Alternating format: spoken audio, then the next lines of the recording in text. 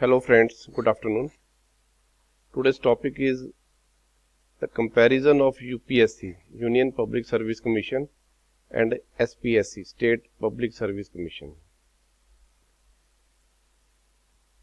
So, ਦੋਨਾਂ ਦੇ ਵਿੱਚ ਕੀ ਫਰਕ ਹੈ? What is the difference between UPSC and SPSC? UPSC is basically a central recruiting agency in India, ਠੀਕ ਹੈ। UPSC ਜਿਹੜੀ ਹੈਗੀ ਸਾਰੇ ਜਿੰਨੇ ਵੀ ਆਲ ਇੰਡੀਆ ਸਰਵਿਸਿਜ਼ ਦੇ ਹੈਗੇ ਨੇ, ਠੀਕ ਹੈ, ਜਾਂ ਸੈਂਟਰਲ ਸਰਵਿਸਿਜ਼ ਨੇ, ਉਹ ਸਾਰੀਆਂ UPSC ਦੇ ਸਿਲੈਕਸ਼ਨ ਹੁੰਦੀਆਂ ਨੇ, ਜਿੱਦਾਂ IAS, IPS, IFS, ਸਾਰੇ ਜਿੰਨੇ ਵੀ ਨੇ UPSC ਦੇ ਥਰੂ ਸਿਲੈਕਸ਼ਨ ਹੁੰਦੀ ਹੈ। It is a central recruiting agency in India and SPSC is a state recruiting agency.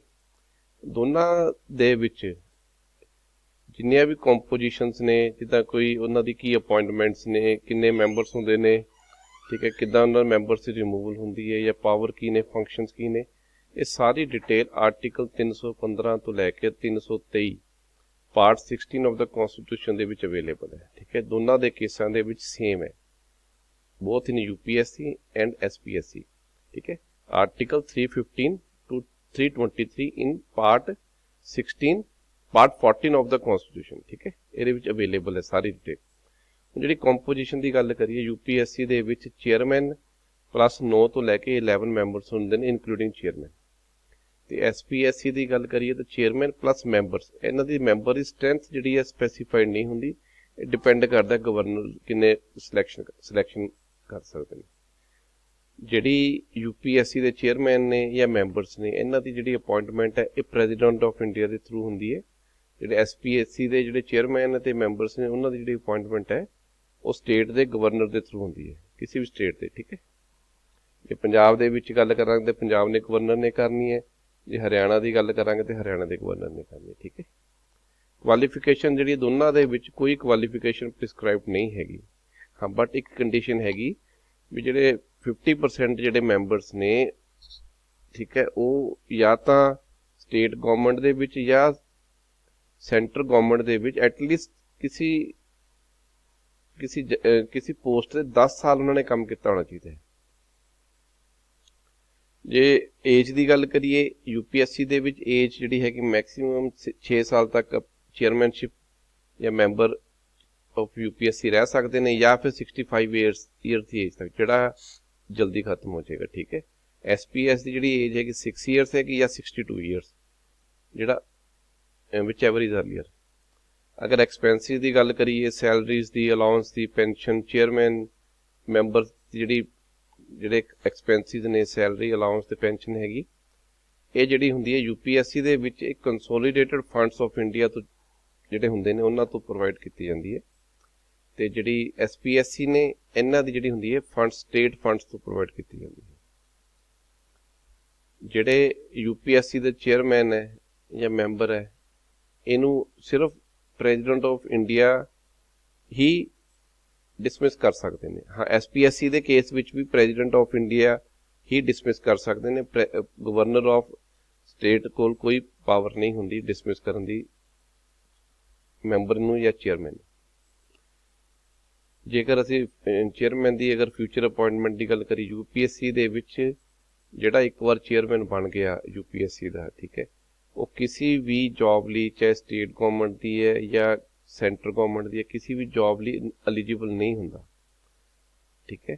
ਅਗਰ SPSC ਦੇ ਚੇਅਰਮੈਨ ਦੀ ਗੱਲ ਕਰੀਏ ਤਾਂ ਉਹ ਐਲੀਜੀਬਲ ਹੁੰਦਾ ਹੈ ਜਾਂ ਤਾਂ UPSC ਦਾ ਚੇਅਰਮੈਨ ਲਈ ਜਾਂ ਮੈਂਬਰ UPSC ਲਈ, ਬਟ ਕਿਸੇ ਸਟੇਟ ਗਵਰਨਮੈਂਟ ਜਾਂ ਸੈਂਟਰ ਗਵਰਨਮੈਂਟ ਦੇ ਅੰਡਰ ਜੌਬ ਲਈ ਐਲੀਜੀਬਲ ਨਹੀਂ ਹੁੰਦਾ।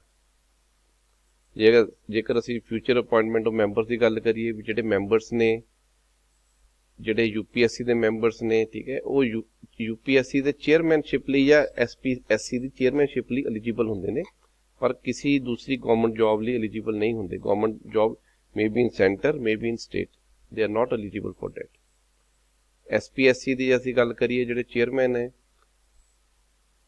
ਜਿਹੜੇ ਮੈਂਬਰਸ ਦੀ ਅਸੀਂ ਗੱਲ ਕਰ ਰਹੇ ਹਾਂ SPSC ਦੇ ਜੀ, ਇਹ ਐਲੀਜੀਬਲ ਹੁੰਦੇ ਨੇ ਚੇਅਰਮੈਨ ਦੀ ਜਾਂ ਮੈਂਬਰ ਆਫ UPSC ਦੀ, ਔਰ SPSC ਦੇ ਚੇਅਰਮੈਨ ਲਈ, ਠੀਕ ਹੈ। ਬਟ ਇਹ ਰੀਐਮਪਲੋਇਮੈਂਟ ਦੋਨਾਂ ਕੰਡੀਸ਼ਨਸ ਦੇ ਵਿੱਚ ਨਹੀਂ ਹੁੰਦੀ, ਮਤਲਬ ਨਾ ਚੇਅਰਮੈਨ ਦੀ ਸੇਮ ਡੈਜ਼ਿਗਨੇਸ਼ਨ ਤੇ ਰੀਇੰਪਲੋਇਮੈਂਟ ਹੁੰਦੀ ਹੈ, ਨਾ ਮੈਂਬਰ ਦੀ ਹੁੰਦੀ ਹੈ।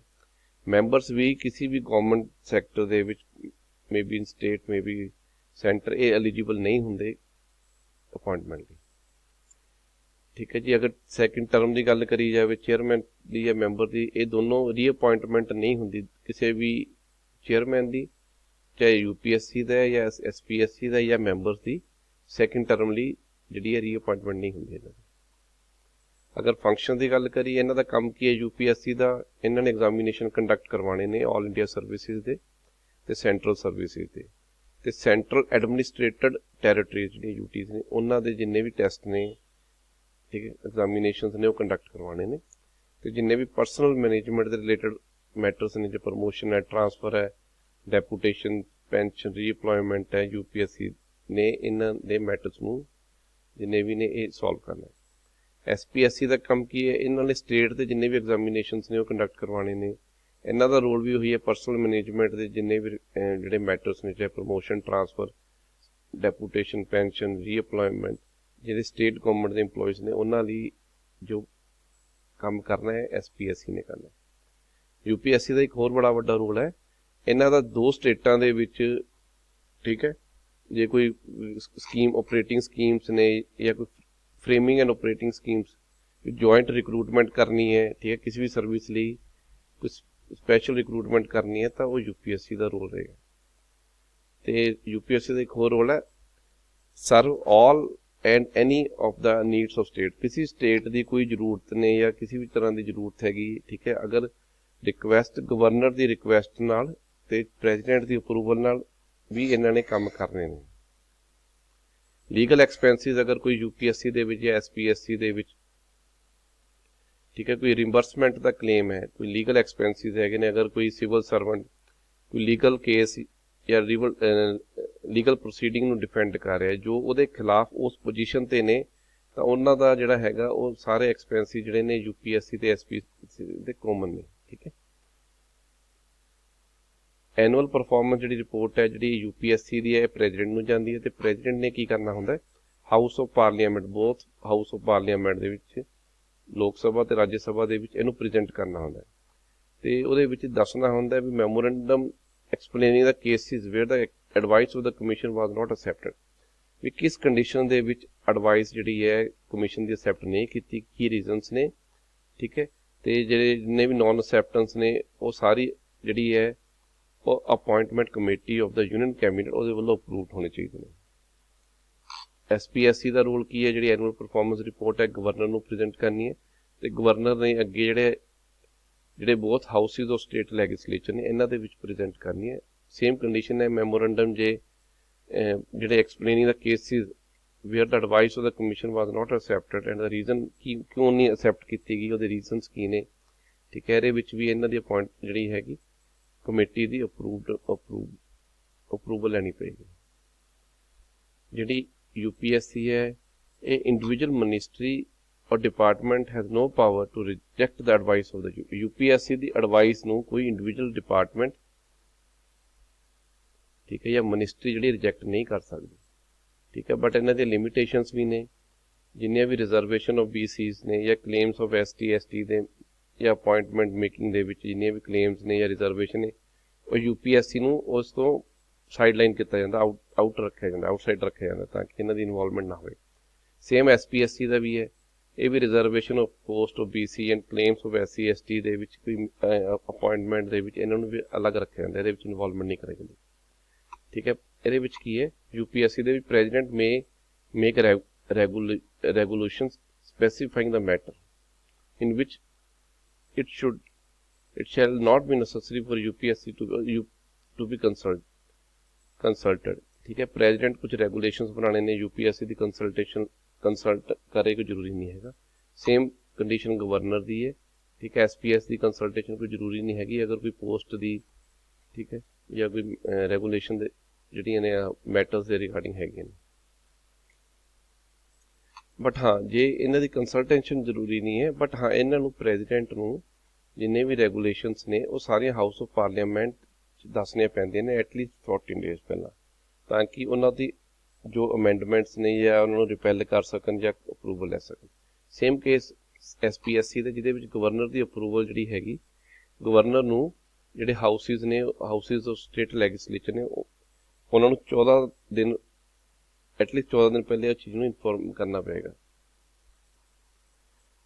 ਠੀਕ ਹੈ ਜੀ। ਜਿਹੜੀ recruitment of all India services ਨੇ, ਸੈਂਟਰਲ ਸਰਵਿਸਿਜ਼ ਨੇ, group A and group B, ਠੀਕ ਹੈ, ਇਹਦੇ ਵਿੱਚ ਜਿਹੜੀ ਹੈ ਇਹ ਕੰਸਰਨ ਨੇ ਰਿਕਰੂਟਮੈਂਟ ਵਿੱਚ। ਠੀਕ ਹੈ ਜੀ। ਗਵਰਨਮੈਂਟ ਨੂੰ ਵੀ ਐਡਵਾਈਸ ਕਰਦੇ ਨੇ ਜਦੋਂ ਵੈਨ ਕੰਸਲਟੈਂਟ, ਜਦੋਂ ਗਵਰਨਮੈਂਟ ਇਹਨਾਂ ਨੂੰ ਪੁੱਛਦੀ ਹੈ ਵੀ ਦੱਸੋ ਜੀ ਕੀ ਤੁਹਾਡੀ ਸੁਜੈਸ਼ਨਸ ਨੇ, ਕੀ ਰਾਇਸ ਨੇ ਪ੍ਰਮੋਸ਼ਨ ਦੇ ਜਾਂ ਡਿਸਿਪਲਿਨ ਦੇ ਮੈਟਰਸ ਦੇ ਵਿੱਚ। ਠੀਕ ਹੈ। ਸੇਮ ਕੇਸ ਜਿਹੜਾ ਹੈਗਾ SPSC ਦਾ, ਇਹ ਸਟੇਟ ਸਰਵਿਸਿਜ਼ ਦੇ ਜਿੰਨੇ ਵੀ ਨੇ ਉਹਦੀ ਰਿਕਰੂਟਮੈਂਟ ਲਈ ਕੰਸਰਨਡ ਹੈ। ਤੇ ਜਦੋਂ ਗਵਰਨਮੈਂਟ ਨੂੰ ਐਡਵਾਈਸ ਕਰਦੀ ਹੈ ਵੈਨ ਕੰਸਲਟਡ, ਜਦੋਂ ਗਵਰਨਮੈਂਟ ਇਹਨੂੰ ਪੁੱਛਦੀ ਹੈ ਵੀ ਕੀ ਕਰਨਾ, ਕਿੱਦਾਂ ਕਰਨਾ, ਉਸ ਰਿਗਾਰਡਿੰਗ ਦੇ ਵਿੱਚ it is not concerned with the classification of service and pay service condition and service condition, cadre management training and so on. ਇਹ ਠੀਕ ਹੈ ਜੀ। ਕਲਾਸੀਫਿਕੇਸ਼ਨ ਆਫ ਸਰਵਿਸ, ਕਿੰਨੀ ਕਲਾਸੀਫਾਈ ਕਰਨੀ ਹੈ ਸਰਵਿਸ ਦੀ, ਕਿੰਨੀ ਪੇ ਹੋਣੀ ਚਾਹੀਦੀ, ਕੀ ਸਰਵਿਸ ਕੰਡੀਸ਼ਨ ਹੋਣੀ ਹੈ, ਕੀ ਕੈਡਰ ਮੈਨੇਜਮੈਂਟ ਹੈ, ਟ੍ਰੇਨਿੰਗ ਕਿੱਦਾਂ ਹੋਣੀ, ਉਹਦੇ ਵਿੱਚ UPSC ਤੇ SPSC ਦਾ ਕੋਈ ਰੋਲ ਨਹੀਂ ਹੈ। ਜਿਹੜੀ ਟ੍ਰੇਨਿੰਗ, ਠੀਕ ਹੈ ਜੀ, ਜਿਹੜੇ ਪਰਸਨਲ ਟ੍ਰੇਨਿੰਗ ਦੇ ਰਿਗਾਰਡਿੰਗ ਡਿਪਾਰਟਮੈਂਟ ਪਰਸਨਲ ਟ੍ਰੇਨਿੰਗ ਦੇ ਰਿਗਾਰਡਿੰਗ ਜਿਹੜੇ ਹੈਗੇ ਨੇ, ਠੀਕ ਹੈ, ਜਿਹੜੇ ਮੈਟਰਸ ਜਿਹੜੇ ਨੇ ਟ੍ਰੇਨਿੰਗ ਦੇ ਰਿਗਾਰਡਿੰਗ, ਠੀਕ ਹੈ, ਜਾਂ ਕਲਾਸੀਫਿਕੇਸ਼ਨ ਦੇ ਰਿਗਾਰਡਿੰਗ ਜਾਂ ਪੇ ਸਰਵਿਸ ਕੰਡੀਸ਼ਨ ਦੇ ਰਿਗਾਰਡਿੰਗ, ਉਹ ਸਾਰੇ ਮੈਟਰ ਜਿਹੜੇ ਨੇ department of personnel and training ਜਿਹੜਾ ਕਿ ਇਹ ਹੈਂਡਲ ਕਰਦਾ। ਠੀਕ ਹੈ ਜੀ। ਜਿਹੜੇ SPSC ਦੀ ਗੱਲ ਕਰੀਏ ਤਾਂ ਜਿਹੜੇ ਇਹਨਾਂ ਦੇ ਹੈਗੇ ਡਿਪਾਰਟਮੈਂਟ ਪਰਸਨਲ ਔਰ ਜਨਰਲ ਐਡਮਿਨਿਸਟ੍ਰੇਸ਼ਨ ਡਿਪਾਰਟਮੈਂਟ, ਸਾਰੇ ਜਿਹੜੇ ਮੈਟਰਸ ਨੇ ਉਹ ਹੈਂਡਲ ਕਰਦੇ ਨੇ। ਠੀਕ ਹੈ ਜੀ।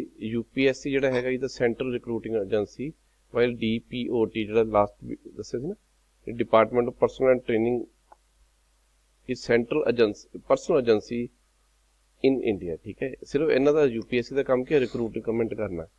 ਠੀਕ ਹੈ। DPOT ਦਾ ਕੰਮ ਕੀ ਹੈ, ਜੋ ਸੈਂਟਰਲ ਏਜੰਸੀ ਨੇ ਬਾਕੀ ਜਿਹੜੀਆਂ ਚੀਜ਼ਾਂ ਨੇ ਉਹਦੇ ਵਿੱਚ ਡੀਲ ਕਰਦੇ ਨੇ। UPSC ਦਾ ਕੰਮ ਕੀ ਹੈ, SPSC ਦਾ ਕੰਮ ਕੀ ਹੈ, ਸੈਂਟਰਲ ਰਿਕਰੂਟਿੰਗ ਏਜੰਸੀ ਸਟੇਟ। ਠੀਕ ਹੈ। While department of personnel general department is a central personnel agency in state. ਇਹ ਪਰਸਨਲ ਏਜੰਸੀ ਹੈ ਜਿਹੜੇ ਬਾਕੀ ਕੰਮ ਕਰਦੀ ਹੈ, ਤੇ ਸਿਰਫ SPSC ਦਾ ਕੰਮ ਕੀ ਰਿਕਰੂਟਮੈਂਟ, ਸਾਰੇ ਕੰਮ SPSC ਨਹੀਂ ਕਰਦੀ। ਠੀਕ ਹੈ। ਜਿਹੜਾ ਇਹਨਾਂ ਦਾ ਰੋਲ ਹੈ ਸਿਰਫ ਦੋਨਾਂ ਦਾ ਐਡਵਾਈਜ਼ਰੀ ਨੇਚਰ ਦਾ, ਇਹ ਗਵਰਨਮੈਂਟ ਤੇ ਕੋਈ ਇਹਨਾਂ ਦੀ ਬਾਈਂਡਿੰਗ ਨਹੀਂ ਹੈਗੀ। ਜਿਹੜਾ SPSC ਹੈ ਇਹ ਯੂਨੀਅਨ ਗਵਰਨਮੈਂਟ, ਇਹਨਾਂ ਦੀ ਮਰਜ਼ੀ ਹੈ ਯੂਨੀਅਨ ਗਵਰਨਮੈਂਟ ਦੀ ਵੀ ਇਹਨਾਂ ਨੂੰ ਅਸੈਪਟ ਕਰੇ ਐਡਵਾਈਸ ਨੂੰ ਜਾਂ ਨਾ ਕਰੇ। ਸੇਮ ਕੇਸ SPSC ਦਾ, ਸਟੇਟ ਗਵਰਨਮੈਂਟ ਦੀ ਇੱਕ ਇਹ ਅਸੈਪਟ ਵੀ ਕਰ ਸਕਦੀ ਹੈ ਜਾਂ ਰਿਜੈਕਟ ਵੀ ਕਰ ਸਕਦੀ advice.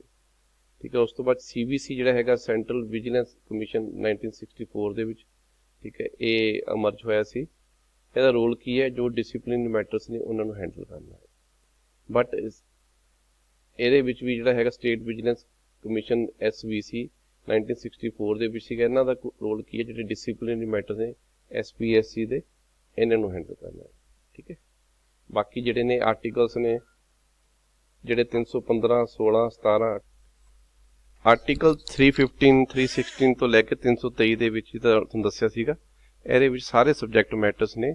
Public service commission for the union and for the states. ਠੀਕ ਹੈ।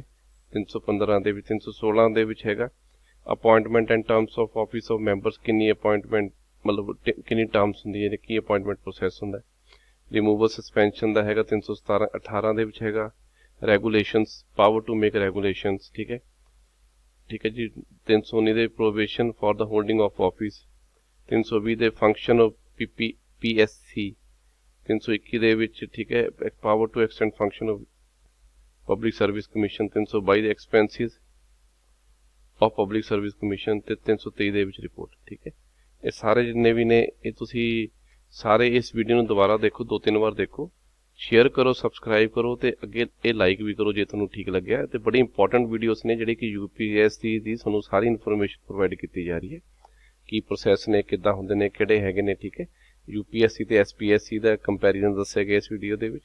ਲਾਸਟ ਵੀਡੀਓ ਦੇ ਵਿੱਚ ਪੂਰੀ ਹਿਸਟਰੀ ਦੱਸੀ ਗਈ ਸੀ UPSC ਦੀ, IAS ਦੀ ਕੀ ਹਿਸਟਰੀ ਸੀ, IPS ਦੀ, IFS ਦੀ।